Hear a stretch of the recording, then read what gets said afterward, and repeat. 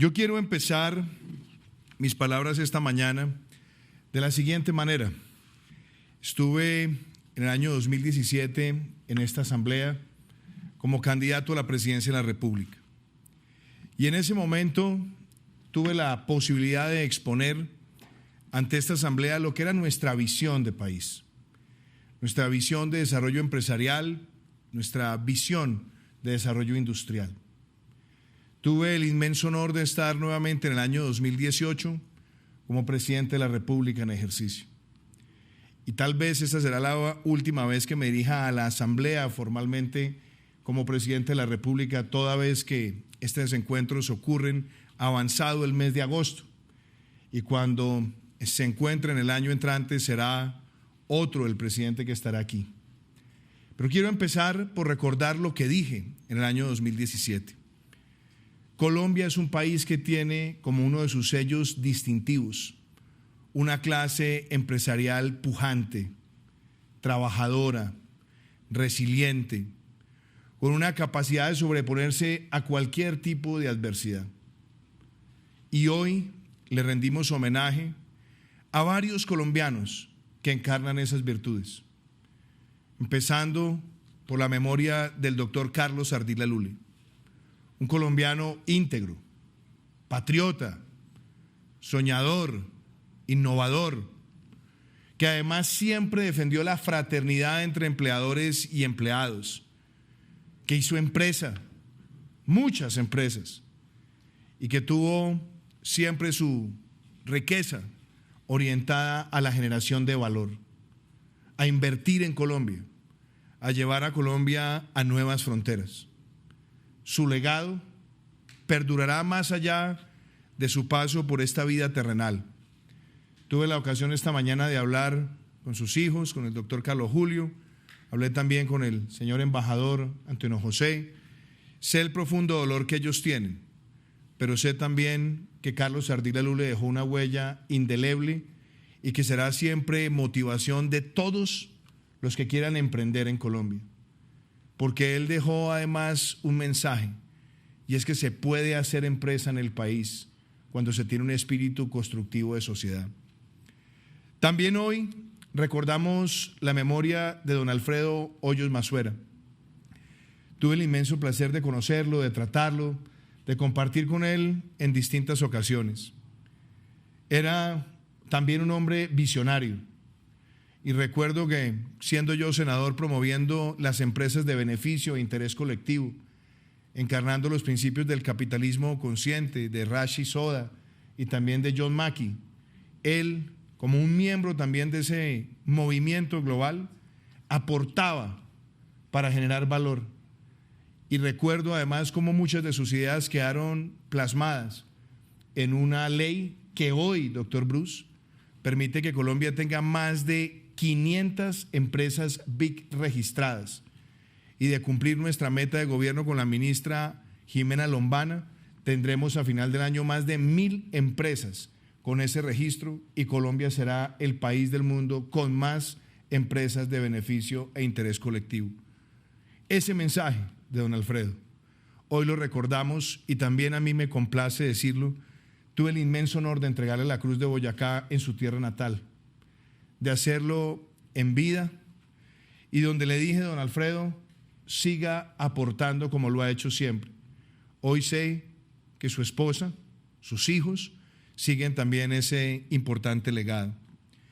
Y me complace también ver que hoy se enaltece el trabajo del doctor Francisco Barberi Ospina, un gran industrial, un gran colombiano, un hombre comprometido con la innovación, que además ha tenido un gran reto en su vida, y fue también el de continuar la obra del doctor Francisco Barberi Zamorano, uno de los grandes empresarios del siglo XX en nuestro país.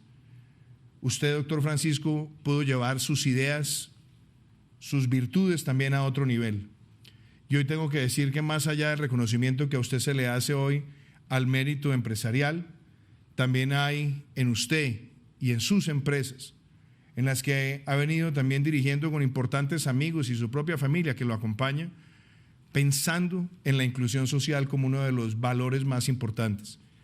Y yo no puedo dejar de decirle que parte de ese éxito que usted hoy que hoy lo enaltece, también tiene a su lado a una gran mujer, a la doctora Claudia Blum, a quien también quiero hacerle un gran reconocimiento, porque la he visto en lo público, pero también la he visto a su lado, acompañándola en muchos de estos propósitos. Y empiezo por hacer esta enumeración, doctor Bruce, porque cuando estuve en la ANDI en el año 2017 dije que lo más importante para quien quisiera gobernar a Colombia, y que por eso lo manifestaba de esa manera, es que Colombia no puede tener un espíritu vergonzante para la defensa del sector privado. La defensa del sector privado no es la defensa de una empresa A, B o C. La defensa del sector privado es la defensa de la libertad. Es la defensa de quienes quieren crear negocios, generar empleo, transformar sectores y proyectar hacia el futuro una visión de país. Por eso lo dije, que la más importante de las amenazas que tenía América Latina eran esos discursos trasnochados del capitalismo que no pensaban en lo social. Hoy el capitalismo nuestro debe ser social, pero que la más grave de las amenazas era también el socialismo del siglo XXI, que lo que pretendía era generar una fractura social de tal proporción que estigmatizara sectores, que confrontara a empleadores y empleados, y lo más grave, que tratara de sembrar en la sociedad un desprecio por la generación de riqueza. Por eso fui a esa asamblea a defender con todas mis fuerzas una visión de un país pro empresa, pro libertad económica, y que pudiera proyectar su crecimiento en función de esos pilares. Hoy tengo la ocasión de dirigirme nuevamente a ustedes y quisiera hacerlo con 3 elementos. ¿De dónde venimos? ¿Dónde estamos? ¿Y hacia dónde vamos como nación? En el año 2017 expresé que nuestra economía tenía un crecimiento lánguido, 1.7%. En el año 2017 expresé que todas las reformas fiscales que se habían adelantado en Colombia en los últimos 20 años siempre le habían pasado la carga de facturación tributaria a las empresas, que nos encontrábamos con altísimos niveles de carga impositiva de renta corporativa que nos hacían ser menos competitivos. Teníamos también otra realidad, rentas presuntivas, elementos anacrónicos, y teníamos también el cobro de IVA a bienes de capital y la imposibilidad de descontar el impuesto del ICA. Eso hacía que para el año 2017 Colombia tuviera uno de los más altos niveles de tributación corporativa en América Latina y por lo tanto ni generaba más ingreso ni generaba más crecimiento. Le dijimos también a esta asamblea que adelantaríamos esas reformas, que pondríamos el país a crecer, que avanzaríamos en reformas de carácter legal para enfrentar la corrupción y que haríamos grandes apuestas en materia de transición energética, que como lo decían los propios informes de la ANDI, teníamos uno de los kilovatios industriales más caros del continente y teníamos también dificultades para ser atractivos en materia de tecnología, en materia de telecomunicaciones, y quizás teníamos también un retraso donde gran parte de las autopistas de 4ª generación se encontraban en contratos, pero no habíamos culminado ninguna. ¿Dónde estamos? En estos 3 años de gobierno, yo puedo decir con orgullo que hemos emprendido reformas que marcan un antes y un después. Cuando cerramos el año 2019, doctor Bruce, ya habíamos pasado por la primera reforma fiscal que nos permitió reducir el impuesto de renta corporativa, que nos permitió a nosotros descontar el 100% del IVA a los bienes de capital, descontar el 50% del impuesto del ICA, de la declaración de renta, y además estábamos avanzando hacia la creación de un régimen simple que diferenciara las tarifas tributarias entre las empresas nacientes, en consolidación y consolidadas. Y además irrumpir con un sistema de facturación electrónica que nos permitiera ser cada vez más eficaces en la fiscalización. Le dijimos a muchos de los incrédulos que esas reformas detonarían crecimiento, aumento del recaudo e inversión. Y cerramos el año 2019 con un año de implementación de estas medidas, con el mayor crecimiento de los últimos años y creciendo por encima del promedio mundial, el promedio regional y el promedio de la OCDE. Aumentamos el recaudo en un 10% y registramos el menor déficit fiscal en años, además de registrar el primer superávit fiscal primario desde que existe la regla fiscal. Cerramos ese año 2019 con la mayor inversión extranjera directa en 6 años, con el mejor año del turismo, con más de 5 millones de visitantes no residentes. Y empezaba el año 2020 viendo los meses de enero y febrero registrar crecimientos superiores al 4%. Así empezaba para nosotros el año pasado. Después tuvimos que enfrentarnos a una situación inesperada, inusitada, pero al mismo tiempo retadora. Una pandemia global estaba afectando las relaciones de todos los seres humanos, nuestra interacción, nuestra convivencia en familia, nuestras relaciones laborales, las posibilidades de encontrarnos socialmente, en la cultura, en la gastronomía, en los eventos cotidianos. Y nos encontramos con que en nuestro país, que ya tenía para ese momento 5.300 unidades de cuidado intensivo, muy por encima de muchos de los países de la región, los primeros vaticinios del Instituto Nacional de Salud era que tendríamos más de 100.000 muertos en los primeros 3 meses de la pandemia.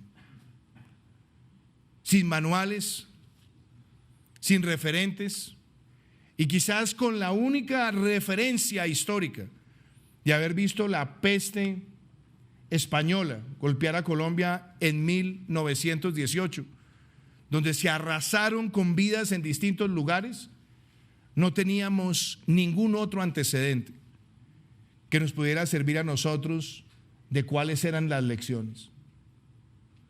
Pero no nos quedamos quietos, ni nos quedamos impávidos ni incautos. Obramos con velocidad en un momento donde los discursos trasnochados del socialismo del siglo XXI planteaban a la sociedad una dicotomía inexistente: o la salud o la economía. Un debate prácticamente pueril, pero malintencionado. Y le planteamos al país que no existía tal dilema, que sin buena salud no tendríamos una economía vibrante, y sin una economía vibrante no tendríamos cómo fortalecer el sistema de salud. Por eso nuestras medidas duras, y creo las más difíciles que ha tenido que emprender gobierno alguno, nos permitieron a nosotros decirle a Colombia que el aislamiento preventivo obligatorio sería un camino para fortalecer el sistema de salud y que lo haríamos teniendo cerca del 40% de la actividad económica operando. Así se nos fueron los primeros 19 días, en incertidumbres, pero tratando de llevarle un mensaje a la nación en momentos donde las vacunas ni siquiera eran una posibilidad y que teníamos que adaptarnos en el distanciamiento físico, en el uso del tapabocas, también los protocolos de bioseguridad, e iniciar paulatinamente con esos protocolos esa recuperación. Por eso le dijimos a Colombia que nuestra acción sería en 3 frentes, doctor Bruce: el frente de la salud, el frente social y el frente económico. En el frente de salud, Y eso nos permite entender dónde estamos. Nosotros pasamos de 5.300 unidades de cuidado intensivo a más de 12.000 hoy, donde tenemos la mayor relación en América Latina y el Caribe de unidades de cuidado intensivo por 100.000 habitantes o por millón de habitantes. Pusimos en marcha más de 160 laboratorios con capacidad de procesar más de 100.000 pruebas diarias. Lanzamos la estrategia PRAS para hacer rastreo, prevención, aislamiento selectivo. Y empezamos un proceso de valoración, de negociación, de adquisición y de materialización de un plan nacional de vacunación que a hoy, apreciados amigos, ya tiene más de 31 millones de dosis aplicadas en Colombia. Que avanzamos rumbo a los 35 millones de colombianos vacunados totalmente, y que además logramos articular en la secuenciación de ese plan un trabajo con el sector privado, que hoy le quiero reconocer a la ANDI, también a usted, doctor Bruce, que es la mayor APP de equidad que ha tenido Colombia. Más de 200 millones de dólares invertidos por el sector privado, también para contribuir a este plan, que es un plan que llega a todos los segmentos de la población, que cubre todos los municipios y frente al cual como presidente tuve siempre una bandera: el presidente actúa con ejemplo y se vacunará en el momento en que el turno así se lo asigne. Por eso me vacuné después de 14 millones de colombianos. Y ese principio, que hoy se extiende y que llega a nuevos grupos etarios y que llega a todos los municipios por debajo de 100.000 habitantes, a toda la población, es una demostración de que hemos sido capaces de sacar adelante el más grande empeño de salud pública en Colombia, y lo sacaremos adelante porque es nuestro deber moral. En adición a eso, sacamos adelante la ley que le paga al residente, los pagos a la primera línea de la vida, que son pagos excepcionales, bonificaciones por su servicio. Avanzamos con el giro de más de 3 billones de pesos en el esquema de punto final. Pusimos en marcha el mayor esfuerzo de telemedicina en Colombia, que hoy nos permite tener millones de consultas. Y en adición a eso, hemos logrado que municipios que nunca se habían soñado con tener una unidad de cuidado intensivo hoy lo tengan, para que ese no sea un privilegio de pocos. En materia de salud, es mucho lo que nos hace falta quizás como sociedad, pero qué importante reconocer que lo que Colombia tiene hoy ha sido producto de las reformas que han evolucionado y que han estado lejanas a la demagogia y el populismo. A muchos de los enemigos del sistema de salud me llama mucho la atención verlos llegar a las EPS que tanto critican para que se les aplique una vacuna masiva y gratuita. Esto para decir que no se trata de eludir las reformas, bienvenidas todas, pero no las reformas que quieren destruirlo todo para tratar de convertir cada acción política en una acción destructiva. Ahí se demuestra lo que un país puede hacer cuando evolucionan positivamente sus políticas públicas. Y debo decirlo también en el plano social, porque hay muchas cosas que hoy parecieran que están dadas, pero en este año y medio de lidiar con este enemigo invisible, y además que nos ha arrebatado más de 120.000 vidas de nuestros compatriotas, podemos decir también con orgullo que Colombia ha tenido una renta básica de emergencia que la llamamos ingreso solidario y que ha estado presente por más de 18 meses y que de extenderse también hasta diciembre del año 2022, como lo estamos trabajando con el Congreso, serán 32 meses apoyando a las familias más vulnerables de Colombia, a más de 3 millones de hogares. No hay ningún esfuerzo de esa naturaleza en la historia de la política social en nuestro país. Y el programa de apoyo al empleo formal PAEF, de la cual muchos de ustedes también han sido beneficiarios. Ese programa que subsidia 40 o 50% del salario mínimo legal mensual no tiene ningún precedente en ninguna crisis económica que ha tenido Colombia. Se le ha subsidiado el 40 o el 50% de la nómina a más de 4 millones de trabajadores.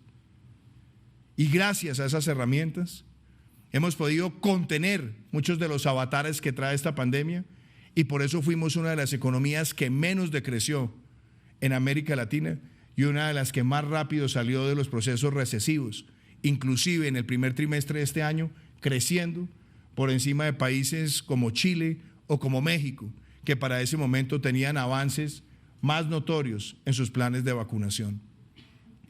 Y a esas medidas también se le suman las medidas empresariales e industriales, las sectoriales, créditos con garantías del 90%, líneas especiales, descuentos especiales en ciertos servicios, pero la puesta en marcha de un programa que se llama Compromiso por Colombia, que tiene 140 billones de pesos de inversiones públicas y privadas y público-privadas.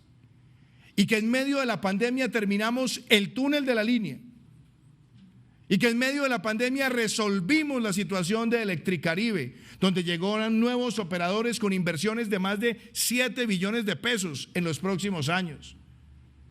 Y donde hemos logrado entregar ya varios proyectos de cuarta generación, como el de Girardot, Honda, Puerto Salgar, o como el del Palmar de Varela, Puerta del Hierro, Cruz del Viso, o como la transversal del Cisga, que estamos a pocas semanas, o como Pacífico 2, o como los que pudimos también ver avanzar con éxito, como Bucaramanga, Barranca Bermeja, Yondó.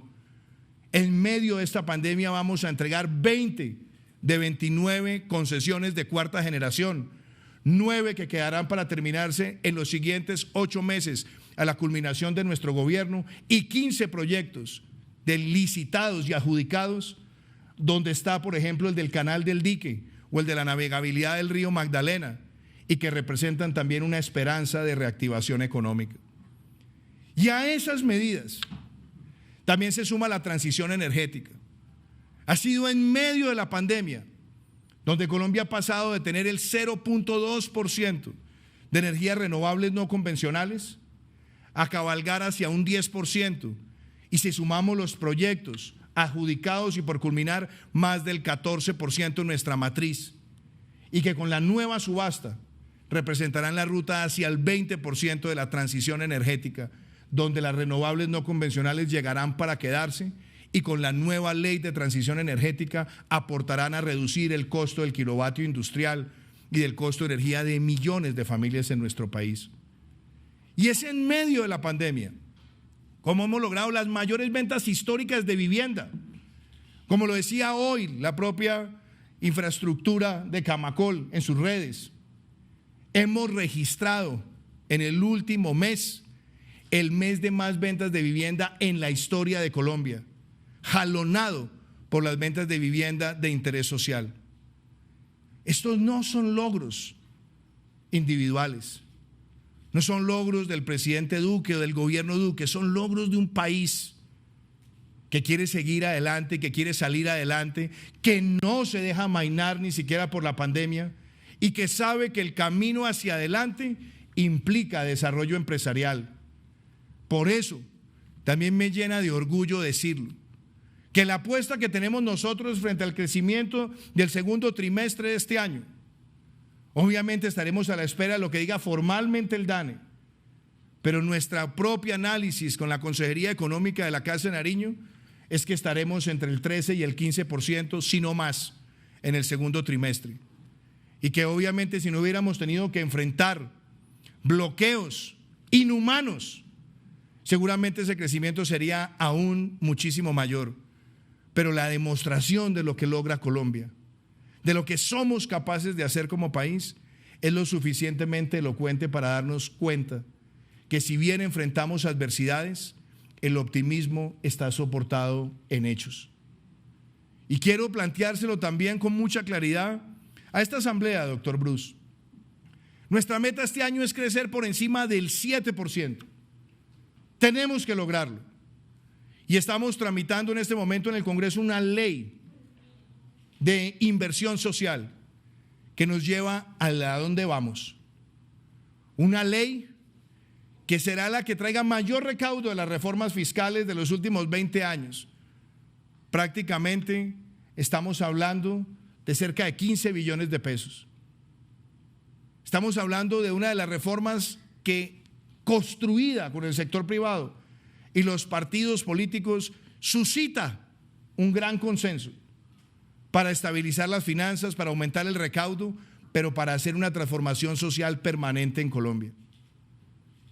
Y es llevarle la matrícula gratuita en las universidades públicas a los estratos 1, 2 y 3, en las instituciones tecnológicas y técnicas públicas a los estratos 1, 2 y 3, pero sin dejar de lado, doctor Barbieri, el componente de excelencia, donde seguiremos aportando cerca de 4.000 estudiantes por año que estarán yendo a las universidades que, como usted lo dice, son de gestión privada, pero son sin ánimo de lucro. No son antagónicas nuestras políticas, son integradoras y muestran además un salto cualitativo enorme, porque Serpi lo paga, que nunca la hemos demeritado, solamente nos permitía llegar a 40.000 estudiantes. Hoy estamos llegando con esta combinación a cerca de 700.000 estudiantes en Colombia, y esa es una encarnación de la agenda de equidad que se merece nuestro país. Esa ley de inversión social también es muy clara en financiar el subsidio para el nuevo empleo y el nuevo empleo juvenil, donde se va a pagar el 25% del equivalente al salario mínimo legal mensual, que es la proporción de la seguridad social de los jóvenes, donde con 600.000 o 700.000 jóvenes que tengan un nuevo empleo, recuperaremos niveles de desempleo juvenil prepandémicos y seguiremos con una tendencia decreciente. Y eso también me permite hacer la reflexión sobre otro de los componentes sociales, el PAEF, que será extendido hasta diciembre de este año, y un ingreso solidario que va hasta el mes de diciembre del año 2022. Toda esta agenda nos tiene que servir para recuperar lo perdido en pobreza por cuenta de la pandemia, reactivar nuevos empleos, y nos permite también fijar las prioridades de país, que no son ni izquierda ni de derecha, son de Colombia, y que no ameritan que estén en ningún tipo de vaivén o manoseo ideologizante. ¿Para dónde vamos? Hacia la vacunación masiva. Hoy quiero también agradecerle, por ejemplo, al gobierno de los Estados Unidos su apoyo con más de 6 millones de vacunas, que reflejan también una relación bilateral que debe fortalecerse. Celebro todo lo que ha hecho el sector privado y juntos ya tenemos más de 31 millones de dosis aplicadas. ¿Cuál es nuestra meta? Llegar a 35 millones de dosis finalizando este mes y lograr ese 70% de la población como mínimo para finalizar el año que tenga la inmunización completa, más de 30 millones de colombianos. Y de la mano con la ciencia llegar a nuevos grupos etarios que así lo determinen, y también tener toda la previsión para el caso de tener que aplicar refuerzos en el año 2022. Vacunación masiva, prioridad. Reactivación segura. Y reactivación segura es decir con claridad que no se resuelven las brechas sociales si no nos reactivamos todos. De ahí mi rechazo categórico a los bloqueos, porque los bloqueos no son cortes de ruta, son cortes de vida, son afectación de los derechos colectivos, y nadie que pretenda hacerle bien a una sociedad puede proponer un bloqueo como mecanismo para ser escuchado en una democracia y en un Estado de Derecho.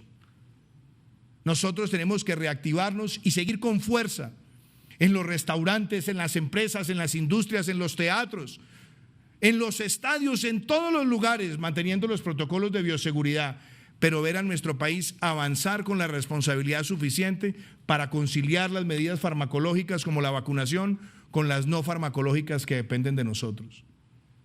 La tercera prioridad, atender a los más vulnerables. De ahí la extensión del ingreso solidario, la matrícula gratis, el subsidio al empleo y la promoción también de nuevos puestos de trabajo para otros grupos etarios. La estabilización de las finanzas públicas, nuestro cuarto objetivo. Y esto requiere sacar adelante la reforma, pero también la austeridad nuestra y la lucha contra la evasión y la fiscalización, y también la lucha contra la corrupción, donde tiene que existir cero tolerancia a partir de las normas que hemos sacado, entre ellas la que incluye que se abole en Colombia por completo la casa por cárcel para personas condenadas por corrupción. Y que quede también claro que hace trámite en el Congreso y sacaremos adelante esa norma para que se castigue al que peca por la paga, pero también al que paga por pecar. Que se levanten los velos corporativos de los que quieren participar en carruseles o manipular convocatorias o pliegos. En eso mantendremos cero tolerancia. Y para el caso que hemos venido enfrentando en los últimos días, también soy claro, no descansaremos hasta recuperar el último peso del anticipo que le fue pagado a ese consorcio, y que llevaremos a todas las instancias judiciales las sanciones que le correspondan a esas mentes macabras que estuvieron manipulando un proceso licitatorio. Colombia se hace respetar de cualquier forma de corrupción. El quinto elemento, los jóvenes, doctor Bruce. Los jóvenes han sido los más afectados por esta pandemia. El incentivo laboral, la matrícula gratis, los jóvenes propietarios, porque para sorpresa de muchos, este crecimiento en las ventas de interés social muestra que más del 40% de quienes han comprado esta vivienda son jóvenes entre 18 y 28 años, que con una tasa de largo plazo y además una cuota fija puede construir el sueño de ser propietario. También los quiero invitar a ustedes, a la ANDI, a que apoyen este año la elección de los consejos municipales de juventud, donde el 28 de noviembre tendremos jóvenes entre 14 y 28 años votando y eligiéndose para estar en sus municipios, en sus departamentos y a nivel nacional incidiendo en las políticas públicas. No hay una experiencia de ciudadanía juvenil como tal en ningún país del hemisferio. Apoyar este mecanismo es mostrarle a la juventud que es más valioso el camino de la propuesta al llamado que les hacen muchos a la protesta, o inclusive al que le hacen muchos también a la violencia. Por eso hace parte de nuestras prioridades. Y el sexto elemento, transversal, necesario, es seguir avanzando en la seguridad, porque sabemos que la inseguridad ciudadana nos afecta, nos amenaza, pero qué bueno también reconocer que llevamos 3 años registrando las menores tasas de homicidios en prácticamente 40 años. Las menores tasas de secuestros desde que existe la medición de ese indicador, las mayores incautaciones de droga, la mayor destrucción de laboratorios. Pero en este año tenemos que lanzar nuevos planes de choque en muchas de nuestras ciudades capitales para recuperar esa percepción ciudadana.